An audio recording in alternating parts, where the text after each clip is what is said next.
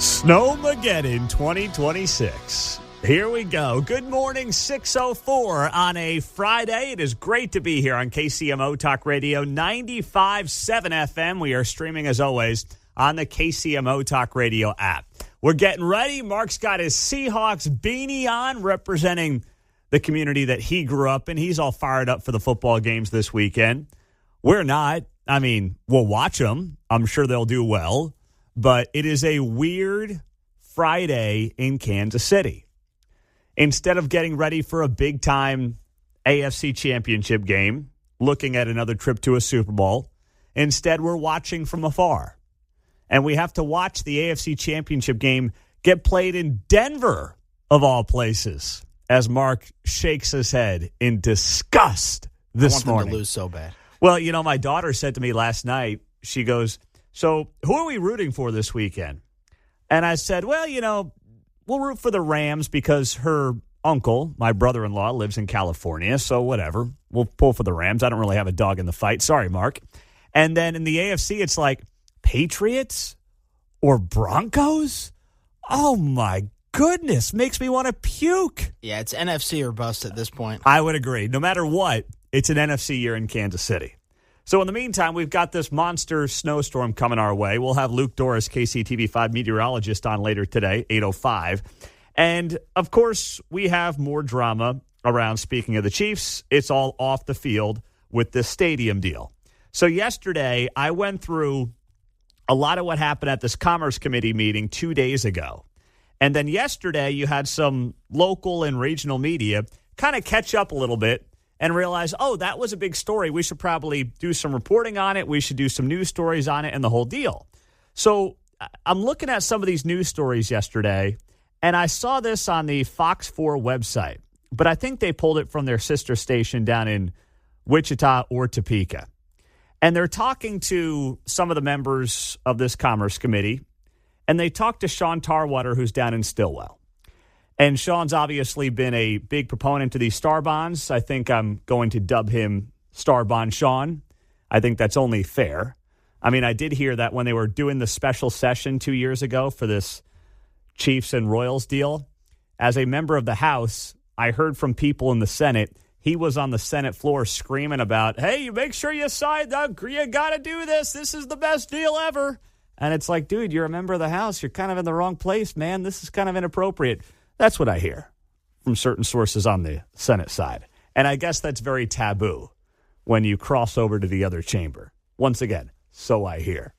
But anyway, he gave this quote the other day talking about this incredible, can't miss, unbelievable opportunity for the Chiefs to play in Kansas. And here's part of how it was dubbed. There'll be 20,000 careers created during the construction phase, and all those people will be paying income tax into the state general fund. Okay. 20,000 construction jobs. I mentioned yesterday. 10,000 construction jobs for the Buffalo Bills' new stadium. You had 8,000 for U.S. Bank in Minneapolis. The Raiders Stadium did about a quarter of the construction jobs that they thought. SoFi Stadium, Los Angeles, 7x the size of the Kansas City Metro, apparently used about 17,000 jobs. 20,000, and notice how it's phrased there, 20,000 careers, he says, are created. If you're creating a career, that means theoretically that is someone who just decides, you know what, we got a stadium being built, I'm going to get into the business of the trades, and I'm going to go construct Arrowhead West. If you have people who are in the construction business who already live in Kansas, who now decide, or their company decides to go be a part of the stadium build, there's no net new revenue to the state of Kansas. And you and I both know that the majority of people who are going to be working on the stadium are probably going to be people in the area. I mean, maybe there are some Missouri residents, obviously, who will go to Kansas to help be part of the construction. But by and large, you'll probably have a lot of them who are already people in the construction industry who live in Kansas. That's not new revenue. That's just the guy doing a different project in the state where he already lives and is paying income taxes. So that is just so disingenuous when you frame it like 20,000 new jobs coming to Kansas because of this stadium. They're temporary. The bulk of them are going to be people who live here already, who are paying income taxes here in large part already. And the number is way ballooned beyond reasonable expectations to begin with. So that was part one. And then this was part two from House member Sean Tarwater. The player that plays in that stadium, if the player makes $2 million that day, they pay state income tax that day to the state, and that can be used to benefit the entire state. Okay, so the jock tax. All right. So this is something that's been popularized in states around the country since really the early 1990s. I was doing a ton of research last night on the jock tax, and there's a great story. Michael Jordan, in 1991, the Bulls had just beaten the Lakers in the NBA Finals. The city of L.A. was grieving, and officials in L.A. were letting Michael Jordan's CPA know that he was going to owe taxes in California for the games to be played there. So that really was the start of the jock tax. And today, the jock tax applies to nearly every state that imposes a state income tax. And, of course, many cities that host major sports teams have it as well. So it goes back about 30, 35 years at this point. And, you know, unless it's Texas or Florida or Wyoming, Nevada, obviously those no income tax states, they don't have the jock tax. Every other state basically does. So, you know, it's interesting to hear Republicans make the case of, don't worry, the rich are going to pay their fair share. We're going to get the rich football players are going to pay the money into the coffers to help the little guy in Kansas. It's a fascinating play, but I guess when you're desperate, you'll do anything and say anything. So what does that actually mean? How much money are we talking about? When Sean Tarwater says, hey, we've got $2 million here for an athlete, and he's going to be playing football now in Kansas from some other team, Chargers, Broncos, Raiders, whoever, how much money are we talking about? So I was looking at this website, looking at some of these private wealth sites, reading about the jock tax, and I got the formula here. So let's say they play 17 games, means about 5.5% of their games would be, let's say, here in Kansas City, right? If one of their 17 games, I know it's early, but let's just go through this math together, okay? They have 17 NFL games. Let's say that NFL player from another team comes to Kansas, plays a game here in Kansas. 1/17 of their salary will be earned in Kansas. That 1/17 is then taxed at the state income tax rate. In Kansas, it's about 5%. What does that mean? $5,800. Woo! Yeah, $5,800. Oh, Mark's got his golf applause going. He's, oh, man. $5,800 to the state coffers, man. Whoa, boy, we are going to be rolling in it here in the Sunflower State. Oh, we're not going to know what to do with all the money we got coming into the coffers. $5,800 on that player making $2 million. That'll fix about a quarter mile of a road, maybe. Yeah, it might fix a few potholes around town. And since there'll be more of them anyway, you know, with so many people coming to and from games, boy, we're not going to know what to do with all the money. For a state that has a $25 billion budget, I can't wait for the extra $5,800. And like anything else, the question is, at what cost? Okay? At what cost? That is always the question. Only in government do they look at what comes in, not at what has the potential to go out. Or otherwise not come into the state coffers if you're gobbling up additional sales tax revenues unreasonably from different parts of Wyandotte and Johnson County just because you've got to pay off this stadium and just because you've got to pay off this practice facility, right? How much money are you not making over potentially 30 plus years? And then you say, but don't worry, the guy making $2 million on the Raiders is going to owe us $5,800. Wow, what a deal. What an absolute deal. It's like when your significant other comes home and says, hey, you know, I got this new piece of clothing. Saved 10%. What did it cost? I don't care about what you saved. What did it cost? That's the question. It's not about the $5,800 into the coffers. What will it cost? in future revenues out of a district that otherwise would grow at the very least due to inflation, and that money is now not coming into the coffers of the state of Kansas. That's it. So we'll continue to put holes in the propaganda because that's an important thing to do right now, and they're making it too easy, to be honest. They're just making it way too easy. If you have a little bit of common sense and you understand the math, we'll take you along for the ride. 913-408-7957 is how you join us. I know that was a lot of math for 6:14 in the morning. It was. Mark's laughing in there. He hasn't finished his coffee. John's not done with his Dr. Pepper yet, but I had to give you guys that right out of the gates, okay? Because we've got a busy morning ahead here on KCMO. Rich Lowry from the National Review is going to be here at 6:35, 20 minutes away. We'll talk to him about the Trump trip to Davos, the wins, where he thought maybe things didn't go as well. That is 20 minutes away on 95.7 FM. So there was a big celebration yesterday that came from the White House and came on the set of Kansas City PBS yesterday. I was surprised by it, but I'm glad it came up. We'll talk about it next on KCMO. All right, just real quick, last thing before I move on, because this came in on the text line, 913-408-7957 is the text line and the studio line on KCMO Talk Radio. So this came through on the text line on this Chiefs deal.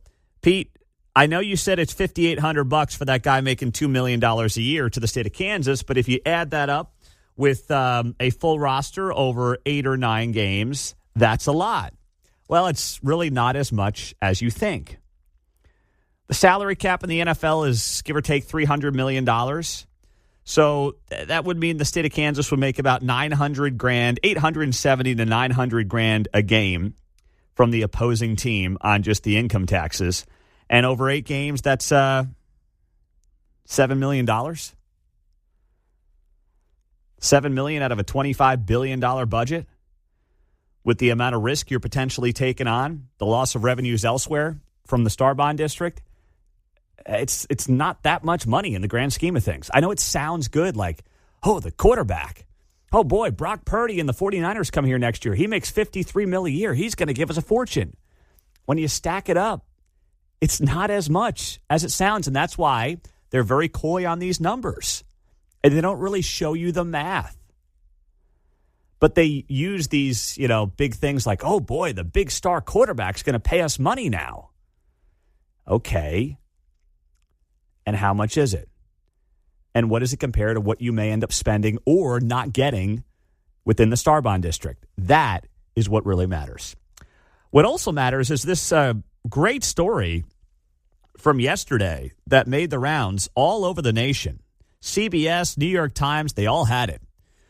Murders plummeted more than 20% in 2025 from the year before, the single largest one-year drop on record. And it might be the lowest murder rate in the U.S. since 1900, according to a study released yesterday by the Council on Criminal Justice. The annual crime trend report analyzed data from the 40 largest cities across the U.S. for 13 different crime types, including murder, carjacking, theft, and drug offenses. Alongside homicides, which dropped 21% from 2024, carjackings have declined 61% since 2023, while shoplifting is down 10% since 2024. In general, the overall crime rate declined, with violent crimes at or below levels seen in 2019. The analysis found drug offenses were the only category that rose during this period. So, what's changed over the last year? Well, at the federal level, there's been this new guy in office who's been trying to crack down on people who are here illegally while also committing crimes while being here illegally. There's that kind of change over the last year. You may have heard about that change in our federal government and that guy being around. Such a nice man. And, the other thing is you have had prosecutors in major American cities wake up to the fact that their post-George Floyd policies were horrible. And what those policies did, those soft on crime, defund the police policies, which they bought hook, line, and sinker from the activist community, were complete and utter failures. Now, in the case of Kansas City, you've got a new prosecutor here, Melissa Johnson, right? And she's done a good job in the wake of Gene Peters Baker. I mean, no one could do a worse job than Gene Peters Baker in Jackson County. But she did a good job, first off, looking at lower-level crimes, not slapping on the wrist, not letting people walk. Because as we know, people who are committing lower-level crimes and drug offenses, well, they typically are involved in other crimes, sometimes much more violent crimes. Gene wanted nothing to do with that. Melissa Johnson, to her credit, has said, no, we've got to focus on that. We've got to make that a part of our strategy. And she did. And crime was down around Kansas City. Now, homicides were down about 5%. Not a great number. I mean, you're seeing places like Baltimore drop 40, 50, 60%. So we'd like to see a bigger dip, but we are down overall, I mean, about 25% from the peak a couple of years ago when you look at homicides in Kansas City. So you can be optimistic about where the trends are at, but a lot of that, once again, is because of new prosecutors caring about crime across the board, prosecuting crime across the board, and realizing that the activist policies of 2020 and 2021 did not work. And by the way, they impacted those in lower income communities the most. Because where are these criminals running rampant? They're running rampant in places where they can take advantage of the youth, they can deal drugs, they can get these kids in the gangs at early ages. You have broken families, you have a single mom trying to raise kids, doing her best, working a couple of jobs, and the kids are vulnerable. And that's by and large where you have a lot of this crime taking place, and that's where they're grooming these criminals. So getting these criminals in prison was about protecting these communities more than anybody else. It wasn't about protecting, people off the plaza. Not that they didn't have issues too, but it was about protecting people in the urban core. And that's what it's taken us, well, not us. It's taken some people 5 years to finally realize and to wake up to. And I'm glad it's happening. I mean, I guess better late than never. I am happy about that. But it came up yesterday at Kansas City PBS. I was doing the roundtable there with Nick Haynes, and he's going to be on the show this morning at 7:30, talk about all the top stories in Kansas City this week. Dave Helling, to his credit, brought this issue up at the end of the show. And Dave's like, listen, we've got these murder rates down. We've got crime down. And he said, while Kansas City's trending in the right direction, we are not seeing the success of some other major American cities. And by the way, Dave Helling will make his first appearance on this show in studio at 9:05 this morning as our feature Friday guest. So if you're usually at the office by then, please join us at 9:05. Dave Helling will be here, and we look forward to that conversation. I had to get him in person because I texted him a couple of times, and I don't know, maybe he's not a text guy. I'll ask him when he comes in. But I caught him in person at the studio, and I said, hey, you want to come in tomorrow? Do a half hour, 9 to 9:30. And he said, I'm in. I'm game. So we're ready to rock. It's going to be a busy show this morning on KCMO Talk Radio, and we'll talk about that, the Chiefs deal, and much more. And whether you like every take of Dave's or not, and listen, you're listening right now, you don't like every one of my takes. That's what makes the world go round. That's fine. That's America. It's 2-1 in here. Yeah, exactly right. But, the guy is obviously and has had a tremendous career in this industry in Kansas City. So we look forward to that conversation coming up at 9 on KCMO. 7:04 on a chilly, not even chilly, freezing Friday morning here across Kansas City as we brace for the winter storm. Does this winter storm have a name yet? I feel like this winter storm has got to be worthy of a name. It got a name. I can't remember. Is it Fern? Where did I see that? Oh, you saw a name? Yeah, let me Google it here. Oh, it is Fern. Way to go, John. There you go. That's great. Winter storm Fern.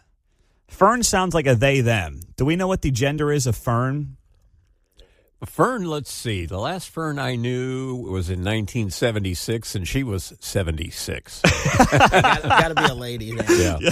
Oh, yeah. Okay. It's a woman's name. Yeah, here it is. Fern is predominantly a female name. Okay. I didn't know that. I've never met a Fern in my life. See, that's how long ago I knew one. Okay. Wow, you knew one it's 60 probably years a family ago. name. Yeah. And if any woman has that right now, it'd be a family name. Can we get a Fern on the line? 913-408-7957. Let's get a Fern in here. Let's say hello to a Fern. I've never talked to a Fern. I've never heard of a Fern. It sounds like a plant. Well, it is, and that's a Lonely Guys movie joke there with Steve Martin and Charles Grodin. Oh, there you go. Yeah, okay. You get a fern. There you go. Talk to it and take care of it. Nice job, John. So last night I'm looking around and I'm getting ready for the show this morning, and I see the headline at Drudge Report. And listen, I look at it all, CNN, Drudge, Fox, Breitbart. I mean, I just go across the spectrum, right? And Drudge is not what it was 15 years ago. And Drudge has this headline up about this 5-year-old who was detained by ICE. So what I do is I read the story they have up, and then I start Googling the story, reading about it from NBC and CBS and Fox, and I want to get everyone's perspective on it. That way I'm not just reading a headline that says a 5-year-old gets detained by ICE, because obviously the optics of that are terrible. I agree with this administration on what they're doing when it comes to, first off, closing the border, and then, yes, having to remove certain people from the country who are not just here illegally. In many cases, they have committed crimes after being here illegally. Rich Lowry and I talked about this last hour. But you got the optics of a 5-year-old getting detained by ICE, and, I mean, you have a total political loser on your hands. How many people are actually reading the story, though? So I read this from NBC News. Obviously, they have no interest in being fair to this administration, right? So I'm reading through their piece, and I'm like, okay. And I'm learning what actually happened here. And what actually happened here, and I'll read this from NBC so you can hear it right from the horse's mouth. The 5-year-old of the father who was getting detained. The mother didn't want the 5-year-old. The mother said, I'm not taking custody of the child. So they had to basically detain the 5-year-old with the father because the mother would not take custody of the kid. So here's what happened. NBC News writes this headline, ICE detains 4 Minnesota students, including 5-year-old. They write here on Tuesday, 5-year-old Liam Ramos and his father, Adrian, were taken into custody by ICE agents in their driveway just after the child returned home from preschool. Department of Homeland Security says they did not target the child. The child was abandoned. School board chairman or chairwoman Mary Granlund, who witnessed Liam and his dad being detained, told reporters on yesterday, that she heard an adult inside the home begging the agents to leave the child, but they refused. Granlund was driving to pick up her own child from school when she heard and then saw the commotion. So what happened? She said that she saw Liam's mom through the window and could hear his father yell at her to not open up the door, fearing ICE agents would push their way into the house. It was not immediately clear whether or not the mother was detained. Officers made multiple attempts to get Liam's mother to take custody of him, but she refused. Officers even assured her that they would not take her into custody. She refused to accept custody of the child. The father told officers he wanted the child to remain with him. So you have a 5-year-old who is not being targeted by ICE. I don't know what's going on with the father just yet, but the father is being detained by ICE. The mother is refusing to take the child, even though ICE is telling her, we want no part of you. We're not taking you into custody. Please take this 5-year-old. She refuses. The father then says to the officers he wants the child to remain with him. What do you do if you're ICE? The father wants his kid. The mother doesn't want the child. You can't force the child onto the mother. Because you could spin this the other way and say, well, what do we do here? If you're an ICE agent in that moment, right? What do you do? Now, you might say, they shouldn't be detaining the father. That's not the point, right? They have, obviously, credible information that suggests this person should be detained and potentially deported by ICE. That's not the debate here. Leave that aside. Have the conversation in that moment. If you're ICE, what do you do with the kid? You do the responsible thing. You say, fine, mom won't take him. Dad wants him. What are you going to do? Suddenly not detain dad? Are the kids supposed to be shields now? Where it's like, all right, fine, if you got the kid and, no one wants the kid, all right, you just go back inside, have a good day, sir. We'll talk to you later. You're darned if you do. Yes. And you're darned if you don't. You leave the kid. You ripped him away from his father. Bingo. You're splitting a family. Yes. You keep them together. Oh, you detained it. You detained the 5-year-old. A 5-year-old. What do you do? That's exactly right. ICE said here, parents are asked if they want to be removed with their children, or ICE will place the children with a safe person the parent designates. This is consistent with past administrations' immigration enforcement. So this is consistent with prior administration's enforcement. Now, of course, this administration is enforcing the law more so than certainly the last guy did. We know that much. Come on, man. But that's not even the conversation. Because as John said, you're damned if you do, you're damned if you don't. But the screaming headlines are 5-year-old detained by ICE, which is disingenuous. Now, NBC News eventually gets to the details, but you know and I know, in a climate where nobody reads beyond the headline and maybe the first paragraph, like the attention spans are dead. No one's actually reading through these pieces and being like, oh, okay, I mean, yeah, that's a tough spot. What do you do? Nobody wants to do that anymore. Kevin's in Overland Park. Hey, Kevin, you're on KCMO. Good morning. Hey, Pete. Yeah, I mean, you're right. We're damned if we do, damned if we don't.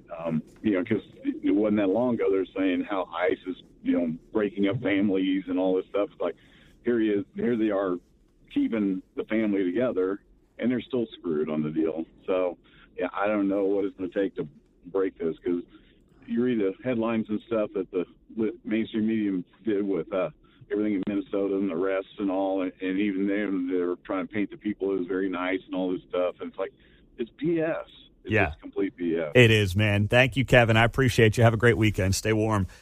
This came up yesterday. I was at Kansas City PBS's studios doing the Week in Review show with Nick Haynes, which, by the way, whatever you think of PBS, when I go there, everyone is very friendly, and we have a lot of KCMO fans in the building, believe it or not.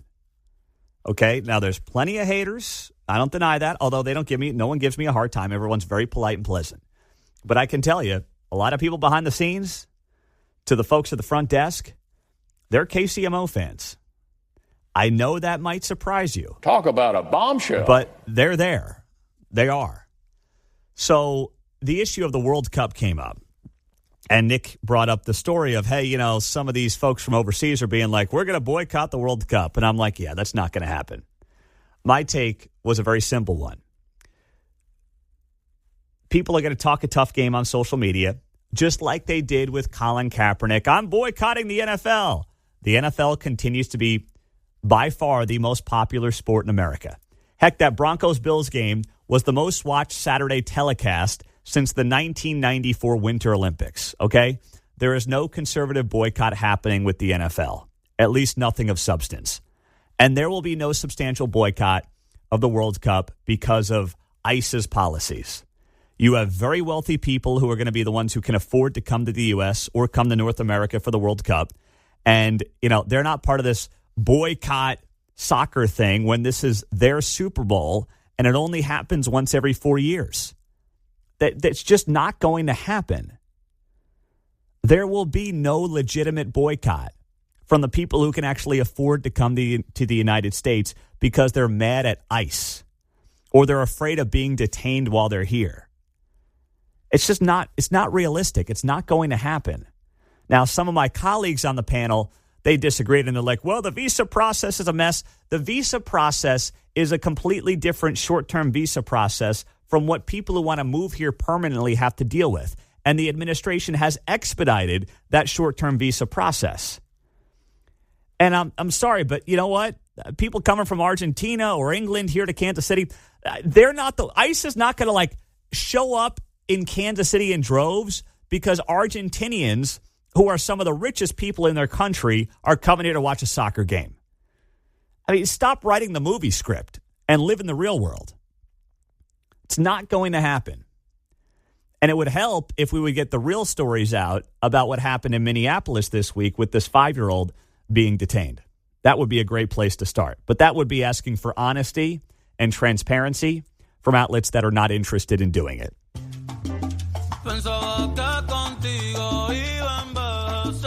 There's a format change on 95.7 FM. Good morning, 7:52. Someone's like, wait, what happened to my the talk radio station? No, we're still here. Don't worry. Mark just likes to mess with me and play a little Bad Bunny, who's going to be doing the halftime show coming up at the Super Bowl, which I know now for many of us, we're just like checked out. Might go to a Super Bowl party, might play some boxes. But my goodness, we're going to have either the Patriots or the Broncos in the Super Bowl, which means we're all in on the NFC, no matter who it is. I don't care if it's Mark's secondary team, the Seahawks, or the L.A. Rams. I'll root for Gavin Newsom to get his Super Bowl over the Broncos and the Patriots, John. It doesn't matter to me. I'm glad the Chiefs missed the Super Bowl with this halftime entertainment. You know what? Not a bad year to miss it. I'm not going to be held captive to it. I agree. I still want to see this team go to the White House with Trump, though, in the next couple of years. So I want to see him win one. Yeah. Because they didn't get to go during the COVID year. I'm with you there. So, ideally, it's next year. If Travis Kelce comes back, I want to see Taylor Swift and Travis Kelce at the White House with Trump. I'm dying to see it. But it's not going to be this year. So here's what's going on. Bad Bunny, according to a new report, who is doing the halftime show, plans to don a dress to honor Puerto Rican queer icons and generations of drag, resistance, and cultural rebellion. You know, I liked it better when cultural rebellion was Justin Timberlake ripping off Janet Jackson's top. Like, that was kind of the better, more mainstream cultural rebellion. Not that I liked it. I mean, I was like 12 when that happened. I was like, whoa, oh, geez, whoa, okay, all right. Oh, didn't see that coming. But now Bad Bunny's going to stick it to us by wearing a dress. Okay, buddy, I'm not sure that's owning the rest of us like you think it is. When you're going to be the one, apparently, reportedly, according to Radar Online, rocking a dress on stage at the Super Bowl. So this report goes on to note, according to a stylist involved in Bad Bunny's top secret fittings, they write here, quote, he loves controversy. He lives to push the envelope. He is 100% going to wear a dress, a political thunderbolt disguised. Another Glam Team source said he's not playing it safe. The NFL has no idea what's coming. Zero. Well, that's true. Yeah. But not for the same thing. Yes. While critics are already clutching their pearls, writes Radar Online, a pal said, quote, let them complain. The dress is already being sewn. Okay. Yeah, whoopee. Well, great. First off, what does this have to do with being queer anyway? Like, regardless of what your feelings are in the lifestyle, the majority of gay people are not walking around in dresses. Gay men are not walking around in dresses. I mean, you know, a lot of them are just rocking dreams and wearing a flannel and looking like regular dudes. The notion that you're honoring them by going up there at the halftime of the Super Bowl and wearing a dress, I don't even think is achieving what apparently you're trying to achieve here in all this. Well, and I don't think it's as broad as you're implying there. I think it was for the drag culture of Puerto Rico. So, what, both of those guys? Yeah. I mean, well, that's come on. That's what I mean. The article... They've imported that right in here, huh? The article noted that it was for queer icons and generations of drag. Yeah. You know, remember, I was in Puerto Rico last year for my brother-in-law's wedding. He's married to a Puerto Rican girl. Mm-hmm. And, you know, spent 5 days on the island. I didn't see a bunch of dudes walking around in dresses, so I don't know who he's honoring here. Yeah, that's the thing. That's what I'm wondering about. So this feels like just a troll to me. Now, here's the problem. You're just going to have to turn it off or mute it or whatever you want to do because there is no alternate Super Bowl halftime show. Remember Turning Point USA, which is the late Charlie Kirk's organization. They talked a big game about when Bad Bunny came out having an alternative halftime show. And Mark, there's nothing there, right? You've been on this story. There's nothing there? Yeah, I've been keeping an eye on it. There's no artist, nothing, anywhere you can find, other than fake AI Facebook stories on it. Fake AI Facebook stories. Yeah. What about, weren't there a couple of artists who were thinking about doing their own thing, I thought too? We had some other artists here, or maybe their names just got dragged into it. I'm not sure. What was it, Mark? Well, so before Turning Point announced, Corey Asbury and Forrest Frank said that they'd like to do some sort of alternate halftime show. And then a couple of days after that, Turning Point said that they wanted to do something. But were they going to do it? Were they going to do it with Forrest Frank or no? No. Well, they Not reached out to him, but necessarily. he felt like it was getting too political, and he didn't want to do that. Forrest Frank didn't want to get too political with Yeah. it? Okay. Forrest Frank's a big Christian music artist, by Yep. the way. So he hasn't said anything. No. Turning Point hasn't said anything. So there's not going to be any kind of alternate halftime show. You're stuck with Bad Bunny, or maybe there's a Friends rerun you can watch during halftime.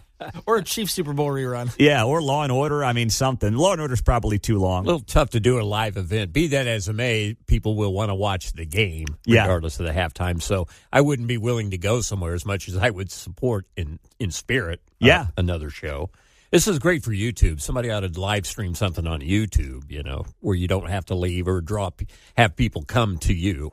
Right? I volunteer Mark's church band. That's who I'm volunteering for the There halftime you go. show. All right, Mark? I want you singing lead vocals, too. All right. He's in! I'll do it. He's in! He's in! We got a winner! Need a live streamer. There you go. I love it. We got him. Mark's in. There's your halftime of the Super Bowl event. We'll live stream Mark and his church band. There you go. So this dropped yesterday in the Kansas City Business Journal, and it's an important part of this Chiefs Stadium deal. Headline, Chiefs say Kansas deal would collapse without public stadium ownership. So Kansas City Chiefs, it says here, story highlights, are requiring public ownership for the $3 billion stadium. Public ownership enables the nearly $2 billion in tax-exempt star bonds, and the total public cost could reach $6.3 billion over the project lifetime. The Chiefs are saying a deal to build a new $3 billion dome stadium in Kansas will not happen if the team has to privately own its venue. So what they want to have happen here is for the state of Kansas to establish a public sports authority that would serve as the Chiefs' landlord in Wyandotte County. This is very similar to what the team has arranged in Jackson County. And remember as well, Clay County, well, I guess it was a state deal, but the state passed a law last year that basically allowed Clay County to establish its own sports commission if the Royals ultimately choose to go up north. So this is something that Jackson County has obviously done for a long time, but what it does in part is it leaves the county on the hook. Look at what Jackson County is dealing with right now with the Truman Sports Complex. And one of the original pitches of the Chiefs potentially going to Kansas was that there would be a lot more private in the private-public partnership. But it looks like now, for the deal to go forward, that's not going to happen. So what you will have is all the perks of what's been going on in Jackson County for decades, along with the most generous subsidy in the history of professional sports. And these Kansas politicians want us to clap like seals for them? Are you kidding me? That's unbelievable. They don't know what the they're doing. Do you understand that? They don't. They continue to not understand that. And, this is going to happen, by the way. It's going to move forward. There's no doubt about it. You think they're going to stop now? Please. So the Kansas City Business Journal writes here, preliminary terms call for Kansas to establish a public sports authority that would serve as the Chiefs' landlord in Wyandotte County, similar to the team's longtime Jackson County arrangement. Private ownership would mean the $1.8 billion in sales tax revenue, star bonds, could not be issued for the Chiefs Stadium on a tax-exempt basis. The Kansas Department of Commerce does not yet know whether all stadium star bonds will have interest payments exempt from federal income tax, but does expect most bonds will be tax-exempt, according to Department Chief Counsel Bob North and what he told the bond buyer. Investors buying tax-exempt bonds would accept lower interest rates than on taxable bonds, which in turn would inform just how much in future taxes within a stadium star bond district must be pledged to cover the annual debt service. So I've never shared this on the air throughout this entire process. I'm going to right now. My dad spent 30 years in the municipal bond industry. This is something that he did for decades for a living. I heard about bonds growing up at the dinner table my entire life. I had no idea 007 was James Bond. You thought we were talking about work. No, literally. I mean, I would sit at the dinner table, and it's different because now I sit at the dinner table with 3 little girls, and they do all the talking, which is fine. I've talked out after 4 hours of this every day. They talk the entire time. But growing up in a family of boys, boys are just there to kind of eat and do the next thing and move on to playing sports and tackle each other in the basement. Is a vague interruption in something else you were doing. Right? Exactly. Like eating is just like you just do it and then you just kind of go on to the next thing as a boy. But now I sit at a table with all women or, girls, and it's like they're just talking. And I'm just kind of listening and peacefully eating. It's just totally different from how I grew up. So I grew up with all these stories about bonds and bonds here and bonds there and municipal bonds. My point is, I've talked to him a lot about this deal, and we talked about this briefly this morning. And, the one thing that I will share is that the cost of the complex would be significantly higher, obviously, if they can't get the tax-exempt status. And while there's no doubt there might be some public benefit to a new stadium and the related facilities, the primary benefit is to who? Ownership of the Chiefs at the cost of the residents within the Star Bond District.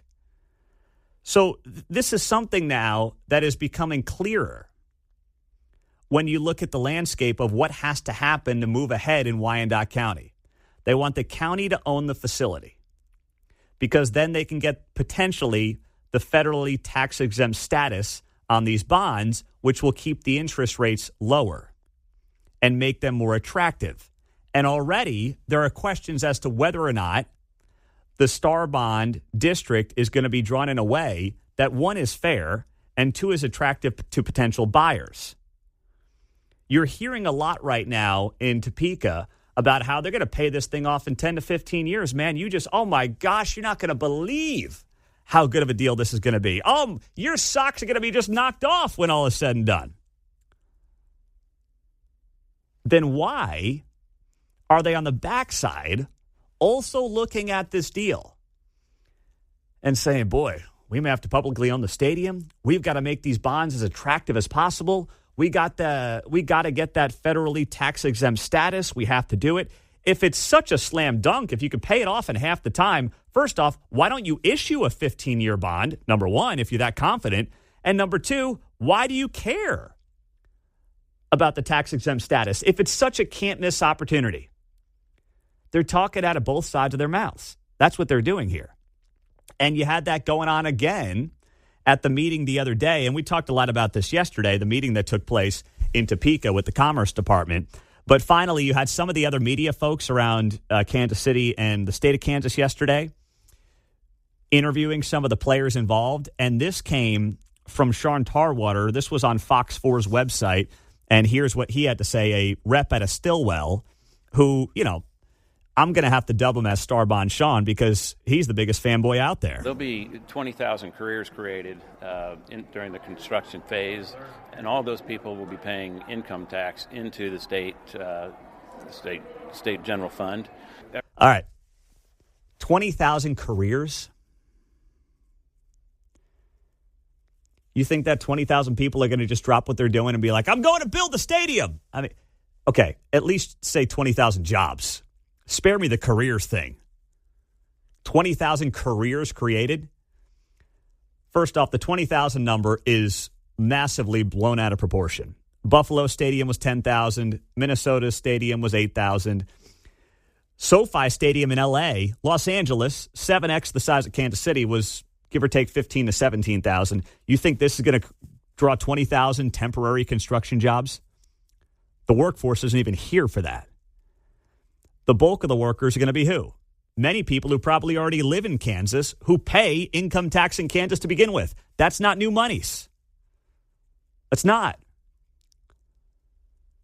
So right away, I hear that 10-second clip, and I'm like, well, that doesn't make any sense. That's blowing smoke. And then there's this. Every player that plays in that stadium, if the player makes $2 million that day, they pay state income tax that day to the state, and that can be used to benefit the entire state. So now we have Republican lawmakers saying, don't worry, the rich are going to pay for it. The rich are going to pay for their fair share. They'll cover it. So I did the math on that. You know, this jock tax is something that all these states now have, unless you're a state that has a 0% income tax like Florida, Texas, Nevada, some of the others. But basically every state now has a jock tax for these athletes. Started in California in early 90s is when it became a big thing. Michael Jordan infamously got a lot of flack from California after the Bulls beat the Lakers in the 1991 NBA Finals, as I was reading through it last night. And now they all have it. So I did the math. I took a $2 million salary that Sean Tarwater just mentioned there. And let's say an NFL player from Denver comes here and plays one game in Kansas, right? So 1/17 of their salary, because there's 17 NFL games, will be earned in Kansas. So when you do the math on that, and you take 1/17 of a $2 million salary, and then you take about 5%, the state income tax, of that 1/17, you've got $5,800. $5,800. That $2 million a year athlete will pay the state of Kansas in a state that has a $25 billion budget.